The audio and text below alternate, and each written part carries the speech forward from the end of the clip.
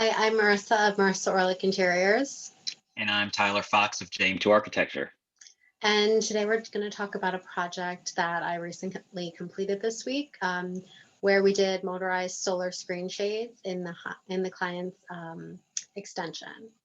So I'm going to share a little video and Yeah, and how. I love this how you had mentioned some of the elements that you're working with right now. And I think this is such a cool one that, you kind of mentioned, we both agreed that we should talk about. Yes.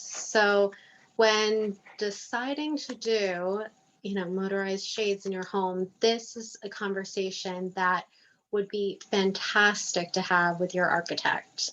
If this is something you're interested in any portion of the home, it might just be as simple as like the master bedroom. You just want to be able to sit in your bed and push a button and all the screens go down. So, or the shades, excuse me. So this conversation happened at the very beginning of the project, where we did an extension on a home, and they get a tremendous amount of sun throughout most of the day. And it was to the point where we'd be standing there in January and we'd be nice and toasty because of the amount of sun coming in. So we very much thought how to cut that heat. And solar shades have many different weaves and different openings of the fabric, and the different openings will allow different amounts of light to penetrate through. And with that, you can really control the heat level of the space. So they wanted privacy because the neighbors are quite close, as well as to control heat. So we went with these beautiful shades, and the the video doesn't do it justice because it was quite, it looks like fabric. It really tricks you in a way, in the sense that it looks like a fabric, and you really get a great clean look for also having the usage that you need. So things that Exactly. And not only the material, but there's also the texture. There's also different transparencies, right? There's a number of different. Yes, yes, there's many different transparencies, but like I said, this was a great conversation to have with the contractor, the architect, the electrician, all at the beginning of the project when the walls were open. So we were able to run wiring. Each single window has its own wiring to it and its own power supply. So it had we not done The hard wiring, the really. hard, thank you, the hard wiring, that's the word I was looking for. Yeah. The hard wiring. Each shade would have had a battery pack, which is fine. If it's an afterthought, if this is something down the line you want to save up for motorization, because it can be quite pricey, and you'd want to do it later, you can always add this later. It'll just have a battery pack that requires about anywhere from 8 to 10 batteries, but it could be more depending on the width and length of the shade for height and weight and everything. And then without motorized shades, really, it's a manual pull, right? It would just be like, a Yeah, chain it would or be a something. continuous cord loop that you'd go up and down on, or if you wanted, you could do cordless where it stacks onto itself. But I chose because these windows are absolutely beautiful.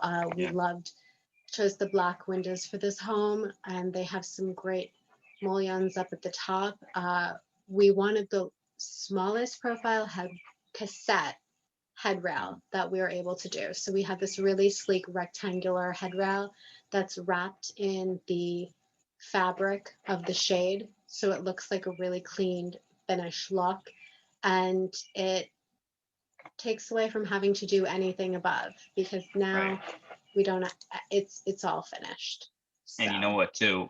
You typically are paying a good amount of money to have these beautiful windows. The last thing you want to do is compromise on having a less than is beautiful shade system, because like you said, you want to see the window, and you want to, you're You paying want to so see much for it.